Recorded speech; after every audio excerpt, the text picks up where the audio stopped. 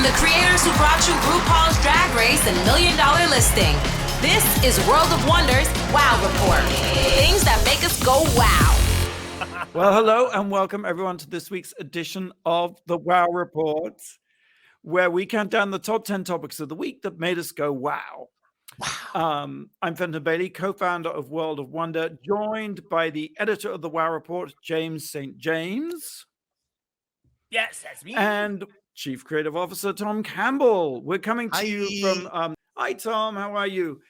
Well, we're coming at you from different corners of the world. We've all been in splendid isolation for so many years anyway. What difference does it make where we are? This is the first show of 2022. And without further ado, let's begin the countdown. Number 10. Number 10. Number 10, that's me. I finally get number 10. I am first. By God, it's a change is coming. I'm number 1. I wanted to talk a little bit about Don't Look Up, the new Netflix. It's in Netflix. It's on Netflix. It's in theaters now. It has one of the most spectacular casts of all time. Leonardo DiCaprio, Meryl Streep, Jonah Hill, Kate Blanchett, Ariana Grande, Timothée Chalamet, Kid Cudi, Tyler Perry, Liev Schreiber. It goes on and on and on and on. And it's an incredibly divisive movie. It is the red state Trumpers hate it. It is supposedly an allegory about climate change.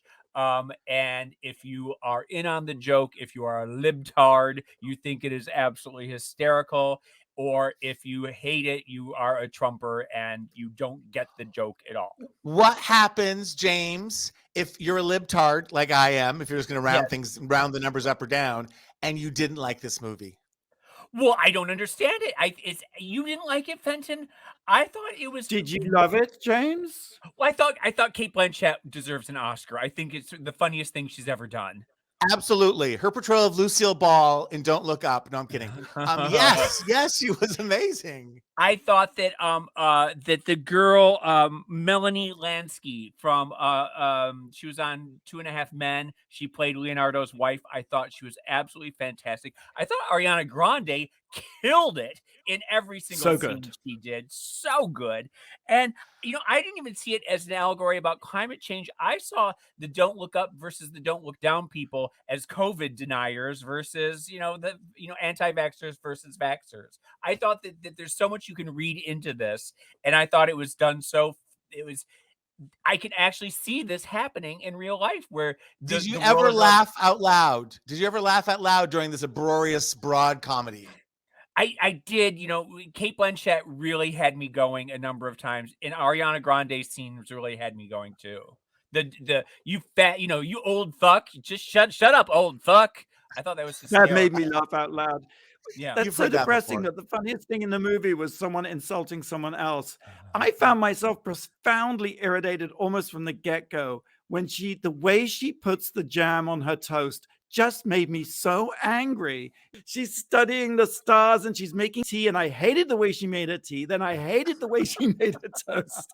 And I was just like, but I think this movie is designed to be an irritant. I think it's designed to be divisive. And my theory is it's been made actually by an algorithm that Netflix craftily cooked this up to engage us all, make us all angry and rageful, just like that Facebook whistleblower Frances Hargan said, that it's all deliberate and designed to get us, because I was mad as hell watching the film.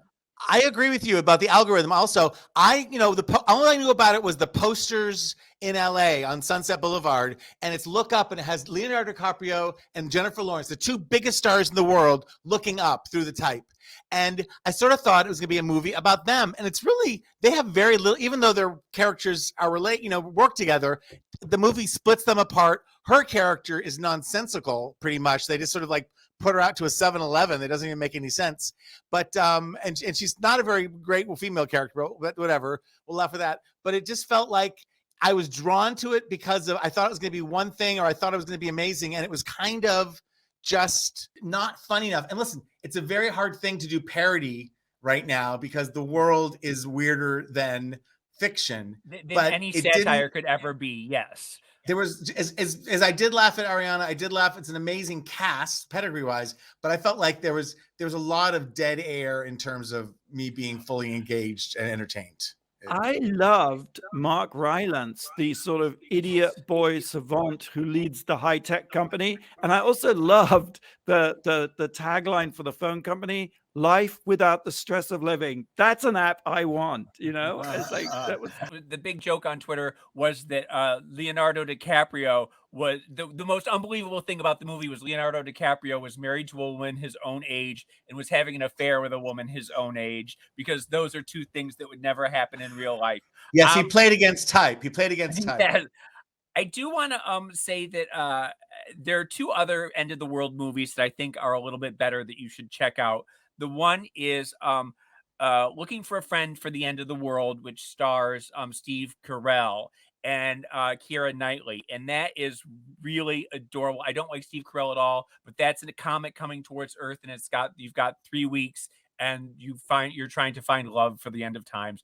There's another one with Jonah Hill and James Franco, which is This Is the End, I think.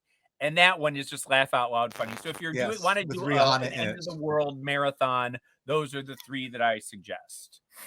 Thanks for, I guess love it or hate it, you have to see it now. It's definitely something that fuels a lot of debate. Yes. I was thinking one of the things, we'll move on. I know we've got to move on, but one of the things I was thinking was, I get the anxiety about climate change. And there was one review saying the most depressing thing about this film is the fact that even if Ariana Grande sings a song about it, or even if Adam McKay makes this movie about it, even if those things happen, nothing will change. Nothing. And so it's the knowledge that's why it nothing will satire. change. Yeah. Because there's lightweight shows like this one that distract everyone from the truth. Thank you. Well, I got weird comfort out of it because I thought, we may not be okay, but the planet's going to be fine. The planet's gone through much worse. And once we're gone, the planet will be fine. So that's my, what is the word? Aspergery take on the whole thing. But if there is no planet left, if the comet destroys the entire planet, where do you go from there? Well, we're all going to die. So let's move on to number 9. Number 9. Great start to 2022. Now, speaking of a bleak outlook that works, like all of us, I was cooped up trying not to get COVID before the holidays. I canceled all my plans, and I was consuming, for me, a great deal of media. And what I found out is if you sleep for 3 or 4 days in a row, as I was doing, all of a sudden there's one night you can't fall asleep. And what did I do in that one night? I watched the entire season 11 of Curb Your Enthusiasm. It is like a fine wine. I've never seen an episode. I've never seen one episode. Oh my God, James, something to look forward to. It may be too close to home. You are Larry David for some of us, just your cantankerous, always right point of view about things. And everyone knows the history, but it's interesting in this moment of remakes that feel a little clunky, just like that. And these end of the world movies, Larry has been doing it forever. And that show started in 2000. This is the 11th season. And he did something right where it's like, don't ever stop making your show. Don't rush it out. I mean, that's the beauty of being an HBO, right? It's not like you don't have to crank one out every single year, every single season. And it is exquisite and it is cranky, and without giving away too many plots, Tracy Ullman comes on as this Santa Monica council person who's really unappealing, who Larry has to seduce and live with and make love to in order to get an ordinance passed in the Santa Monica City Council. And that's just a little tiny bit. And there's also, I have to look it up, but there is a scene stealer beyond, you have like all the great cast, but there's a young 23-year-old actress, an unknown, named Kayla Monterosa Mejia. And she plays this little Mexican girl who, again, without giving away, Larry gets blackmailed into casting her in his new TV pilot. And she is the worst actress on the planet. And there is a special gift that God gives very few people that can act badly for humor. And she's in like 3 or 4 episodes. She's horrendous and hilarious. And everyone should run out and buy stock in the amazing Kayla Monterosa Mejia. You heard that name here first. She's the best worst actress of 2022. That's all I got. So, Curb Your Enthusiasm, you binged the latest season, is that right? Yes. Now, 10 is it episodes. 24 episodes per season, or is it like 12, like Sex I think and it the was City 10. or something? It was It's 10. So I could And- basically do it in a weekend or a week. I could do the whole series. I think so. Oh, and Okay. Susie Essman, who's his cranky best friend, is so. Oh, James, you're gonna love this. I have no doubt you're gonna love this. Well, I think I'll take next week off from work and just lie in bed watching it. I think you should be paid double if you watch Curb Your Enthusiasm. All right, so that's Curb Your Enthusiasm. That's streaming, I guess, on HBO everything, HBO Max, HBO this, HBO that. I want to stick with the dystopian, misanthropic, end of the world theme. Number 8. It's 2022, of course. And do you know what happened in 2022? Oh, Do you know? I think I know where this is going. Yes. Go ahead. The year that Soylent Green was set in. I think I'm right in saying it's a 1972 film. I saw it as a wee young thing. It terrified the shit out of me. I have to admit, I haven't seen it since. And Logan's Run, both were just those were the so scary. But oh my god! I both tell of them. you, what was going on in the early 70s, because the Logan's Run, and then also Soylent Green was often released with Westworld, was played in cinemas with Westworld, with Yul Brynner. So the original Westworld. But what's so interesting about Soylent Green, I think, is that even though it was set in the 70s at the time when everyone was worried about overpopulation, so many of the themes and the issues are present with us today. It's not so much about ocean overpopulation, but the oceans are dying. Police power is the only thing controlling things, and it's brutally executed. The crowd control. The supply chain has broken down. People are angry. There's riots and rage. Infrastructure has collapsed. The division between rich and poor has become really extreme. Also that whole 60s, 70s genre of fear-mongering about the future. That's Which right. I don't think anything's changed since then. We just had this huge bubble of economic growth. So rich people got really rich and poor people were thrown a few bones. But I think structurally what's wrong with America has been wrong with America for a long time. Wait, Fenton, did you say that you have watched it again? That you watched it again? I have not watched it again, but I think while I'm in quarantine, I'm going to watch it again. I want you to, there's one specific scene in it I remember that Edward G. Robinson got his posthumous Oscar for. Do you remember? He hadn't been in movies in years and years and years, and he was on his deathbed, and he came out to do this one movie. And there's a scene where he makes the meal for Charlton Heston, and they sit and they eat the actual food, and they cry about how good it tastes. And it's absolutely a beautiful, beautiful scene. And I sob every time I think about it. No, I was going to say there's another very powerful scene when Edward G. Robinson decides he's had enough, and he goes to the euthanasia center, and he's lying on a bed, and in surround vision they show beautiful film of fields of flowers and oceans. And it is, I mean, while we're talking about a film that's a parable about climate change, Don't Look Up, here's a film also that really talks about climate change. In a sense, it shows you the beauty of the modern world, and you just weep watching. But it's a world that they've never seen, and this is finally they realize what the world used to be and how they've destroyed it. It's an amazing end to the movie. Where have all the flowers grown? Long time. Oh, is that the? Okay, so we're going to take a quick break. Just before we go, I'm going to tell you that 14 brand new queens enter the workroom on RuPaul's Drag Race tonight. Tonight, 8 p.m. on VH1, season 14. So get watching. Sorry. Ooh, special guest star Lizzo. Well, I have a question. What is Soylent Green?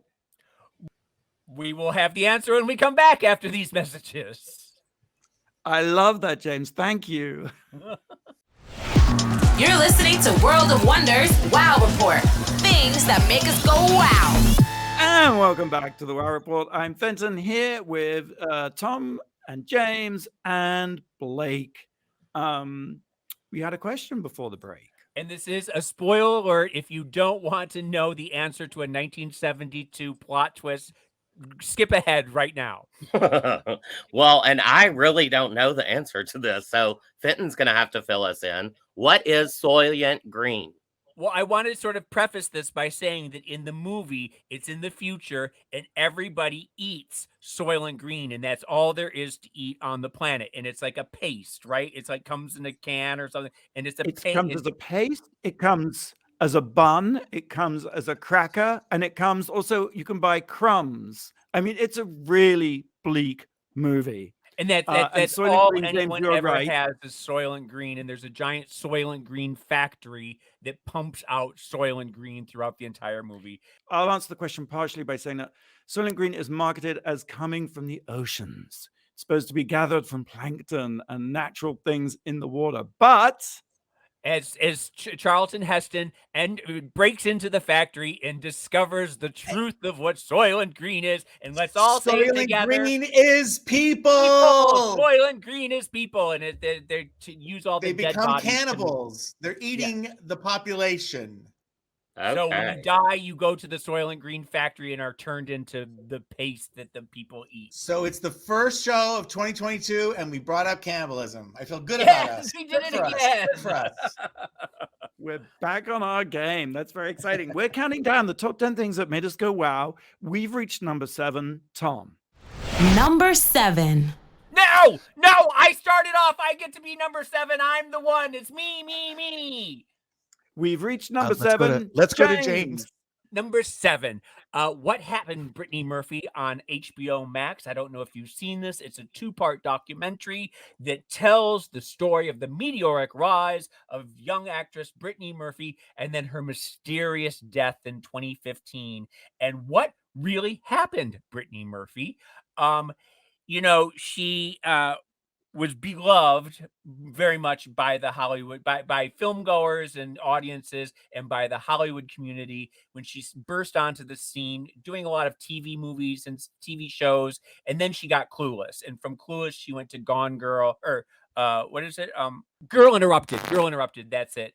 And then she was in 8 Mile, and she was very much an A-list actress for a very long time. And then she started having some problems. There's rumors of anorexia and bulimia, drug abuse. She started acting wonky on red carpets. She would go on TV shows and not make any sense, and was just, you got the feeling something was wrong. Well, enter a new boyfriend, Simon Monjack, who is this fat, sweaty, disgusting scam artist. Just a horrible, ugly, nasty human being. But for some reason, she fell madly in love with him, and they got married.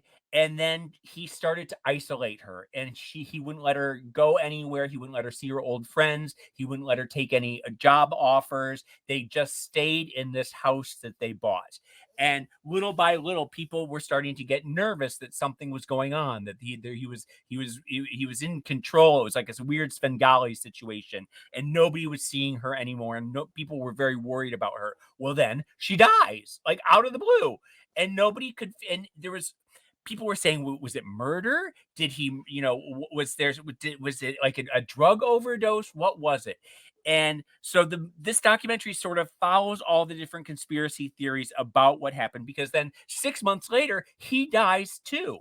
And it's like nobody can figure out, some people were saying there was like this black mold in the house. Was it black mold? Were they drug addicts? Did they overdose? What was it? Well, it turns out that she was anemic, and that she had pneumonia, and that he wouldn't let her go to the hospital to take care of it. And so she kept getting worse and worse, but she's also addicted to hydrocodone and is on a lot of antihistamines. And it turns out, I did not know this, I'm glad I know it now, but that drug addicts who are addicted to hydrocodone often boost it with antihistamines, and it makes the high like 10 times, you get 10 times higher. And so that's what was going on, and that's how he died as well afterwards. But then after she died, there's all sorts of weird stuff where he was with her mother and the mother is acting all wonky and drugged out, and they go on Larry King and they're acting all crazy and in love and they're all over each other, and you just don't know what is really going on with him. And then he dies. There's all these people talking about her, and how she was with Ashton Kutcher for a long time. She's with all these A-list. She was with Eminem, blah blah blah, before she was with Simon. But then halfway through the documentary, all of a sudden Perez Hilton shows up to be a talking head, and the whole thing turns into the Perez Hilton apology tour that he's been on for the last 6 years, where I was a bully and I bullied her and da da da da da, and I apologize. And the whole thing takes this weird turn where it becomes the Perez Hilton hour. And so you watch for the first 3/4, and then once Perez comes on, skip to the ending of what really happened. Well, on that note, let's move on to number 6, Tom. Number 6. My most fulfilling binge of the season was a documentary produced by Ken Burns in 2014. I don't know if you saw it. It's on PBS right now. You can watch it for free or for a little donation. And it is The Roosevelts, An Intimate History. And it starts at 1858 with the birth of Teddy Roosevelt, who I know about in broad strokes, but it was really illuminating about his life and his presidency and his battles and his impact on the country. And then it's talked about his fifth cousin, Franklin Delano Roosevelt. And I didn't know this for a fact either, but Franklin Delano Roosevelt married Eleanor Roosevelt, who was a cousin, who was Teddy Roosevelt's niece. And I am the worst because I'm not a great studier of history. But if you want to feel good about yourself in 2022, watch what it was like in America before the Civil War, when Teddy lived, during the Civil War, after the Civil War, race relations, disease. He had asthma as a child and was meant to be dead at a very young age. He was an explorer and had all these incredibly, arduous trips. And he was he was the very end of when war was like grabbing a musket and getting a bunch of guys and charging a hill, but then it led to war, and he was very pro-war in a way. And all the Roosevelts, Teddy, FDR, and Eleanor, they were all diagnosed by historians as being depressives, and the way they kind of got ahead of it was being super, him being into action, always going, doing. Didn't he ride a rhinoceros or something in the river? Wasn't there some weird he did? It's so, his story is so so macho. He was the very macho epitome of a macho man. Yes, and Franklin Delano Roosevelt modeled his life after him and his career, and he had a very strong mother, and he, had a love of his life that left him, and he married Eleanor, who he liked, but they never really bonded as a couple as we think, but they were great. They were a great partnership, kind of operated separately, but had this great partnership. I didn't realize he didn't get polio until he was 31 years old. He was an incredibly robust person. The last day he was running in, up at their, Hudson Estate with the kids and swimming and fishing. And he said, I feel bad. I'm going to go to bed, and never walked again, and became president of the United States, with braces on his legs, and World War II and the atomic bomb. And then it ends in 1962 with the death of Eleanor Roosevelt and her contribution, which was kind of unprecedented for females. The vote happened in 1920. It's such a swath of American history. You got to imagine if the people who hate Michelle Obama and the first lady, Hillary Clinton, they would have gone bananas if Eleanor Roosevelt was around today. They did back then. Yes. It just reminds you that none of this, anything progressive, is fought tooth and nail. I remember even my grandfather, my father was a Democrat. His parents were Republicans. My Grammy and Grampy were wonderful people, but they were anti-Roosevelt. And my dad was like, no, I know. My whole family was anti-Roosevelt as well. And if you even mention Roosevelt now, they still will get furious. And my dad's like, what did the Republicans ever give you? The Democrats gave you Social Security, Medicare, the GI Bill, so many revolutionary things. Anyway, it's a lot, but it's so worth watching. I can't tell you how much I enjoyed it, and I recommend it to everyone. Back in back of me, I have a collection of Eleanor Roosevelt's newspaper. She had a newspaper article, or she had a column that she did 3 times a week, and was called My Yes. Day. And it was Yes. absolutely spectacular. And she talked about race relations and, all the things that she was working on. And then I also have a book of love letters that she had to her lesbian lover. I love her. I can't Yes. remember her name, but that was something that people did not know about Eleanor, was that she was carpet munching. I want to dig in deeper. I'm so engrossed and interested in that period of history and what those 3 people did in particular to change the world that we live in. Well, Teddy has sort of been canceled since that documentary came out. It puts things in perspective, like all the boys, the white boys club. I'm not defending it, but you just understand where it came from and the wealth that sprung up and the robber barons, and then the attempt to do, be of service to change the world. It's like all of history and all of mankind. It's a bunch of horrible things and then a bunch of good things and a bunch of horrible things. Everyone's horrible kind of doing good things and good people doing horrible things. Yeah, is basically what it is. Yeah. Well, that's the Roosevelts, an intimate history, streaming on PBS. Number 5. Number 5. End of last year, people just died off. Like just every day, some icon was passing. And one of the ones I just wanted to mention and think about a little bit was Richard Rodgers, one of the great Starchitects of the last century. He was Piano and Rodgers, partnered with Renzo Piano. He was a fabulous architect, most famous, I guess, for designing the Pompidou Center in Paris. Oh, yeah, it's of a course. giant building that looks like an oil refinery. It's kind of an eyesore, isn't it? Are you a fan of it? It's I remember gorgeous, James. How dare you? It's He terrible, was this right? pioneer of No, it is amazing and fabulous. He's this pioneer of high-tech architecture. And his concept was, normally we're so dishonest in building buildings. We bury all the ugly bits on the inside in between the walls, all the pipes. And he's like, let's strip that away. Let's put the skeleton on the outside. I was gonna say it looks like a habit trail for for hamsters, and it doesn't seem to have aged well. Thank you. Yes, they're all painted in. Well, here's the thing. You're right that some modern architecture, and perhaps high-tech architecture in particular, doesn't seem to age well. It's not like sort of glorious things made of stone where the patina evolves over generations. It looks lovely. No, it looks a little shoddy. But when it was new, it looked fabulous. All those pipes were painted in primary colors, and then the escalators, were in glass tubes that went up the outside of the building. Absolutely stunning. He also designed the O2 Dome in London, which, Tom, I know you've seen recently, a giant concert venue that is basically a huge tent shaped like a dome on the Isle of Dogs. He also designed the cheese grater in London, so called because it looks like a cheese grater.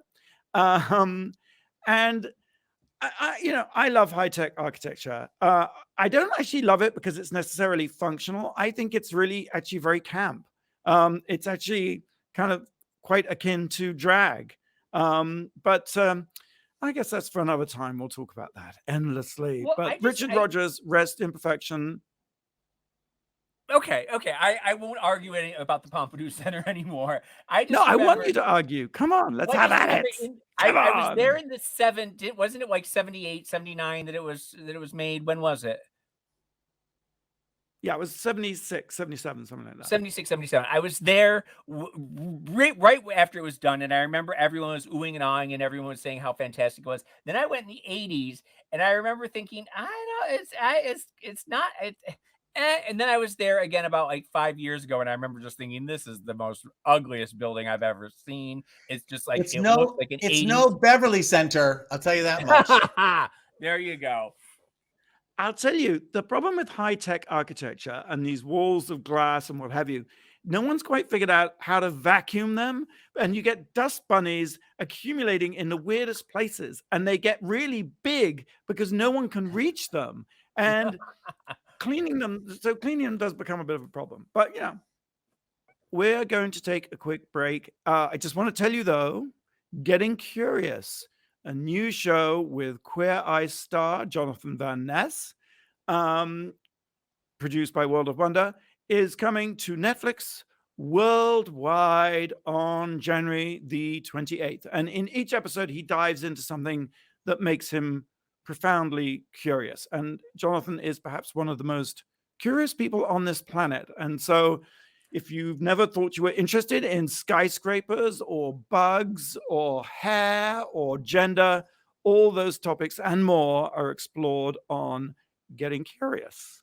How fun that Jonathan is now a celebrity. I love that we can add him to our family. And I always, I first came to know him when he was doing the game, or what is it? The Gay of Thrones. When he would do the Game of Thrones recaps. He's so funny and so adorable. So I'm really looking forward to this one. Totally brilliant. Blake, do you have a question? Of course I do. Happy birthday to this 10-year-old with some serious accolades. At just 2 days old, Time magazine dubbed her the most famous baby in the world. And that same day, she became certified by Guinness World Records as the youngest person to ever have a song that charted on the Billboard chart.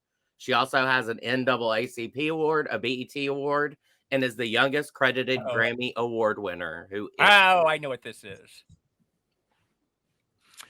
All right, you're listening to Wow Report on Radio Andy, and we'll have the answer right after the break.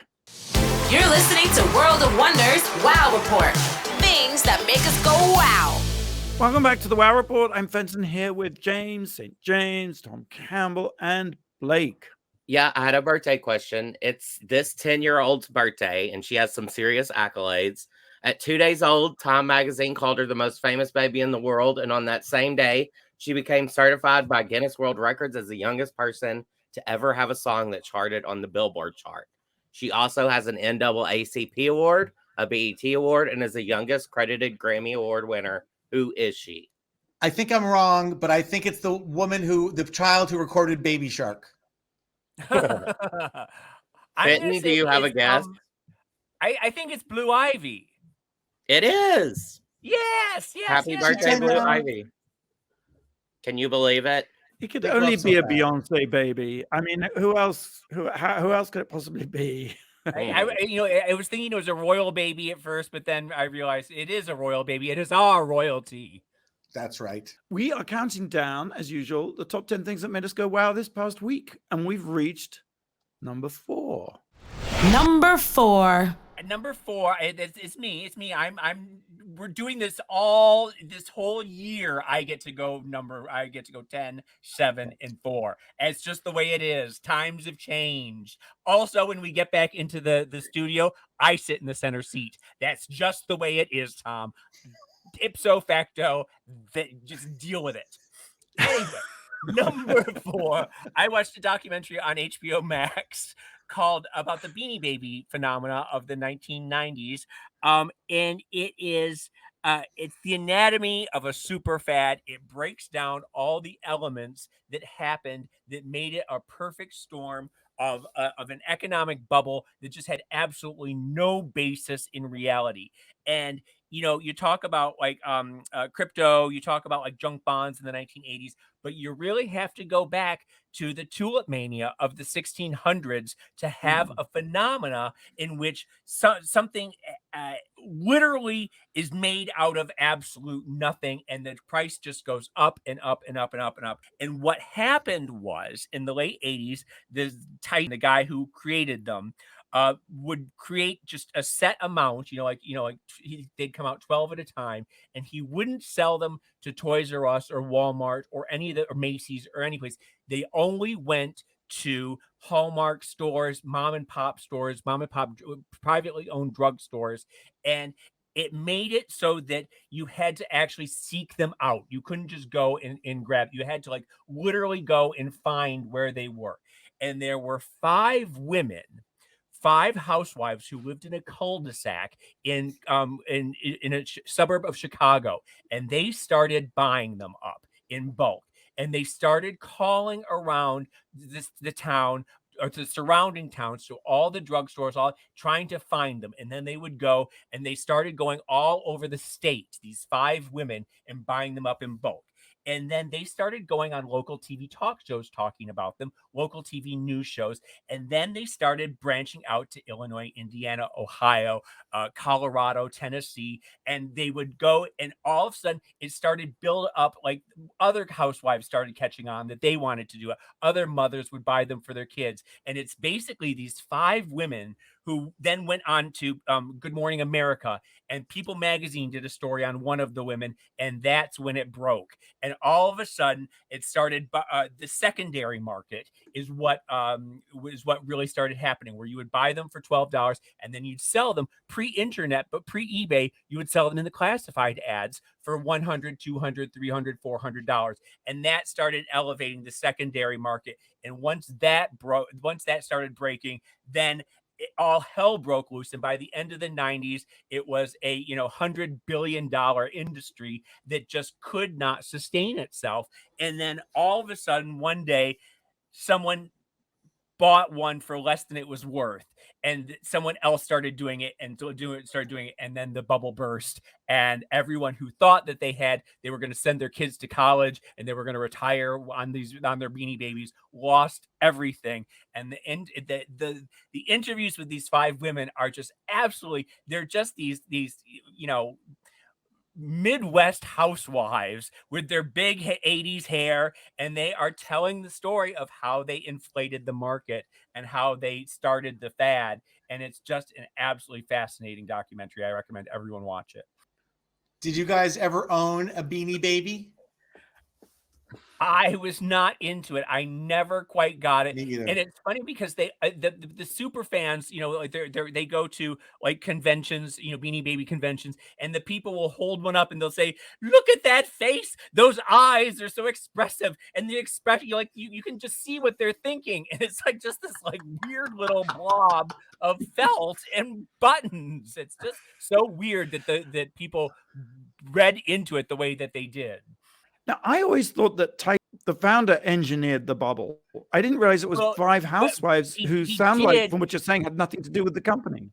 Well, by placing them in mom and pop stores, he knew what he was doing, and then by releasing them in batches of 12, and then he would retire some of them. And once he started retiring them and stopping them from being, taking them off the market, that's when they started becoming more and more valuable. But I love it was the secondary market, the black market, that changed everything. Yeah, so it was a little bit. It was a little bit of him. It was a little bit of these housewives. It was a little bit of the secondary market. It all was like I said. It was a perfect storm of everybody sort of creating this super fad.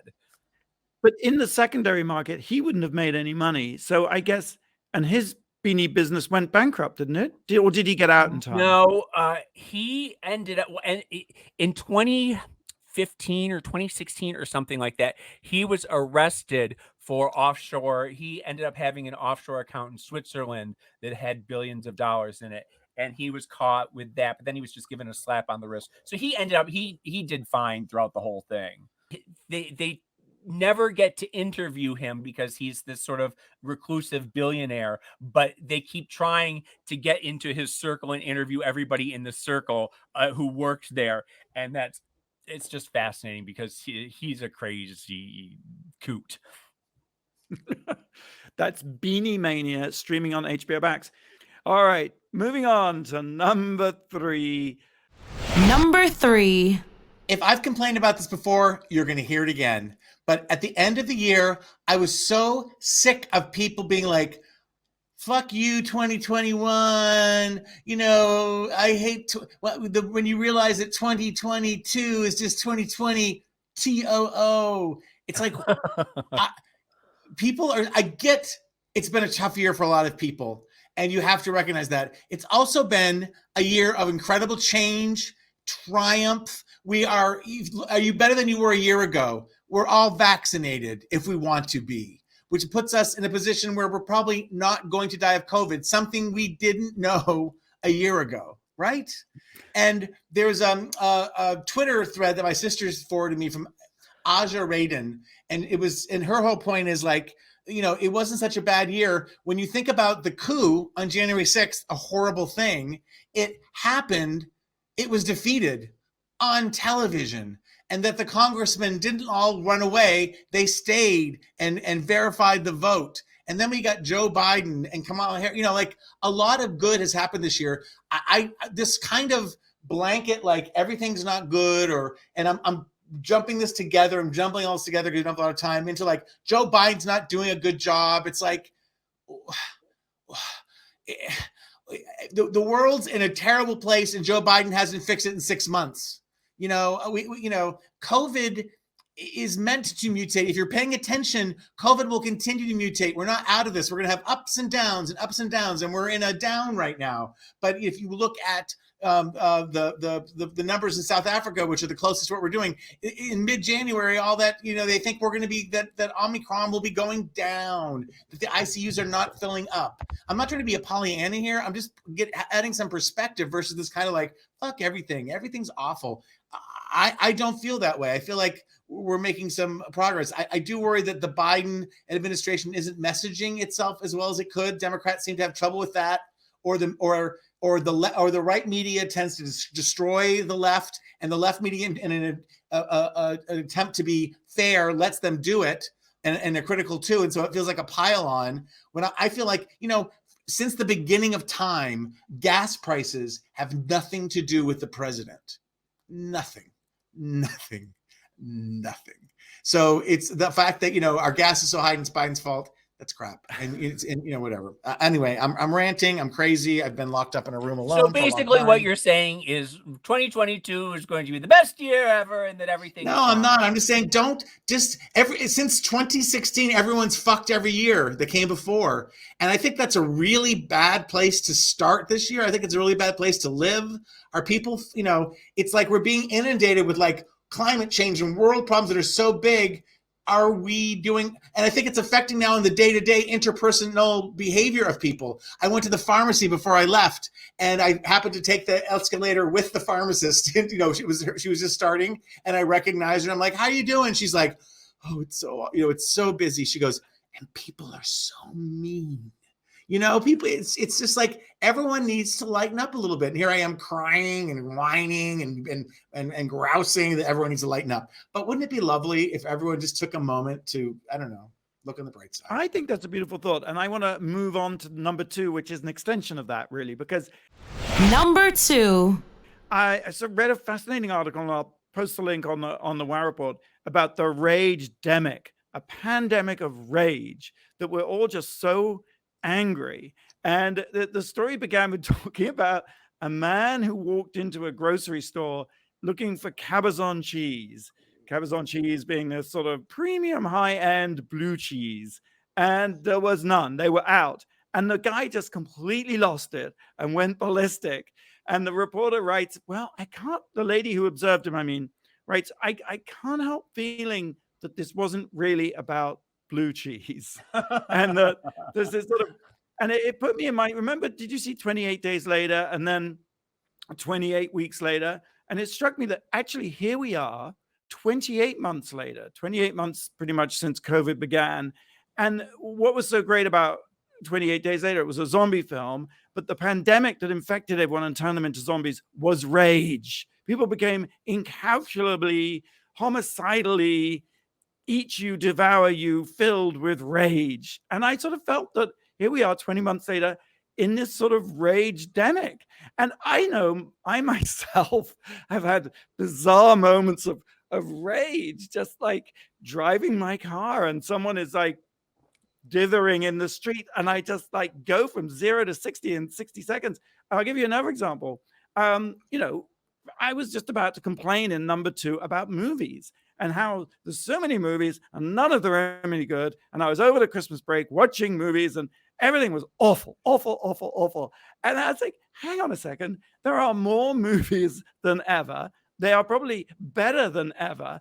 And because I have the privilege of being able to stream them at home from Netflix or whatever, or But what you're saying is that you were filled with rage Not and you Jim. weren't going to allow yourself to like any of these movies that were actually probably fantastic, but because you were so filled with rage, you hated them all. We're somewhat just Well, case in point, ungrateful. especially West Side Story.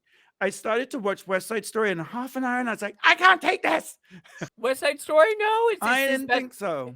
It's his I best was movie some- about sharks ever. Steven Listen, Spielberg's you best cannot movie about like sharks. whatever movie you don't like. We can still be critical. We all are human. I would just say it's about gratitude. Throw a little bit of gratitude into your day. Slow it up in your interpersonal relationships. That's what I try to do. I'm not saying, and again, I can lose it like that. But just be nice to the person behind the counter, and let's be grateful that we have so many choices, and not feel so fuck it about everything. I don't know. I'm trying, people.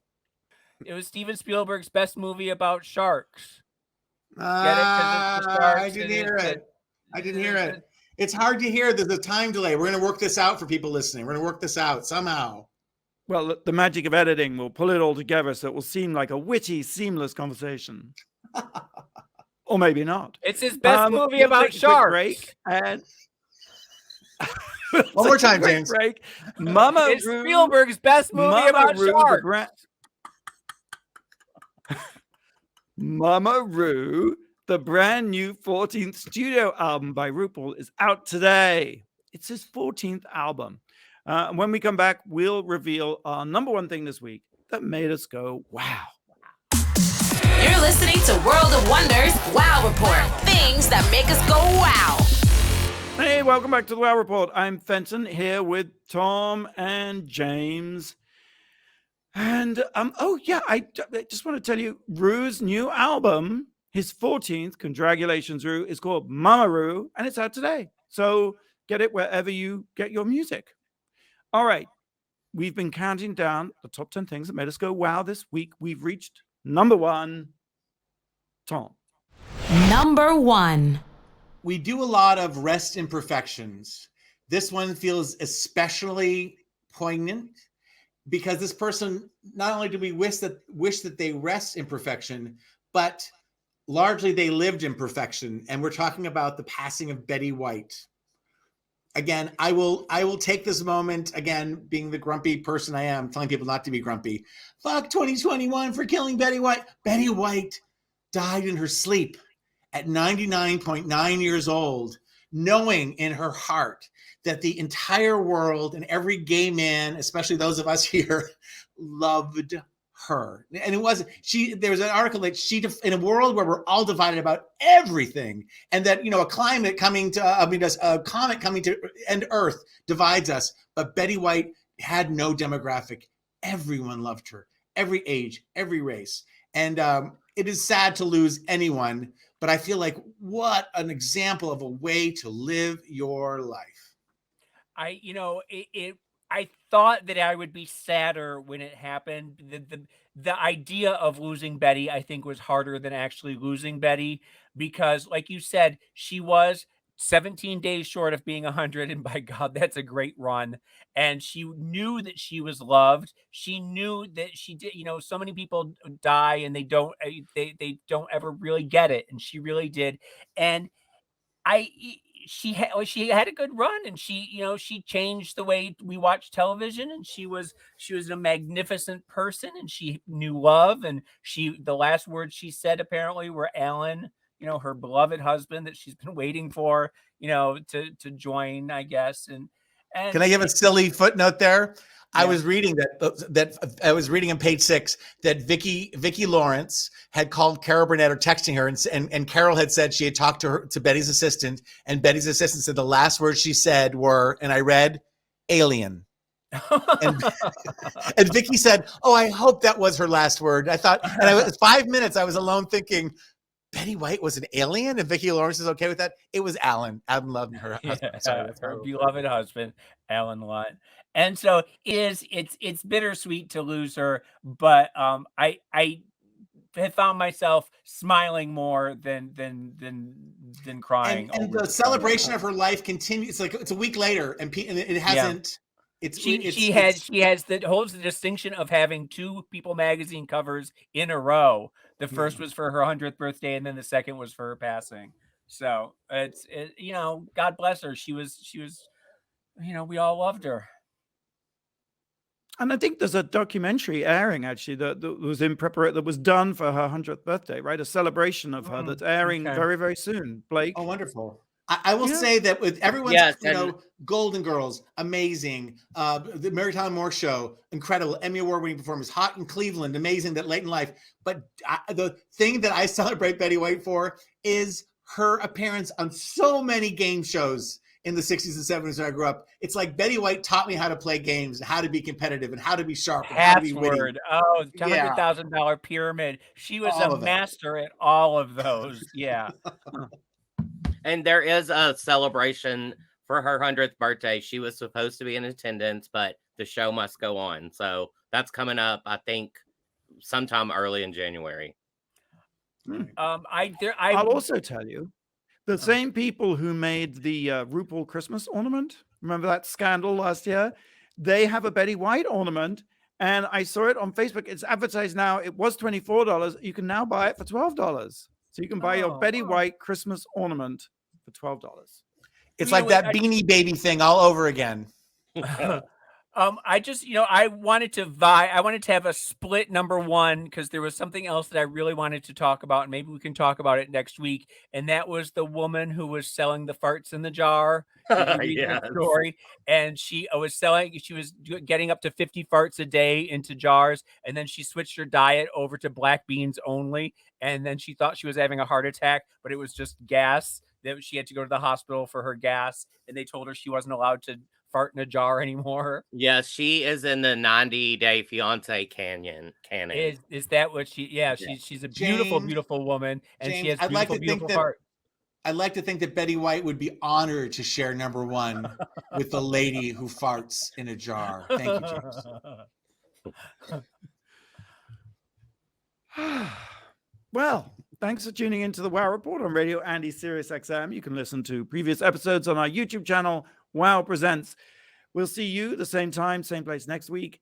Until then, go out and do something that makes the world go wow.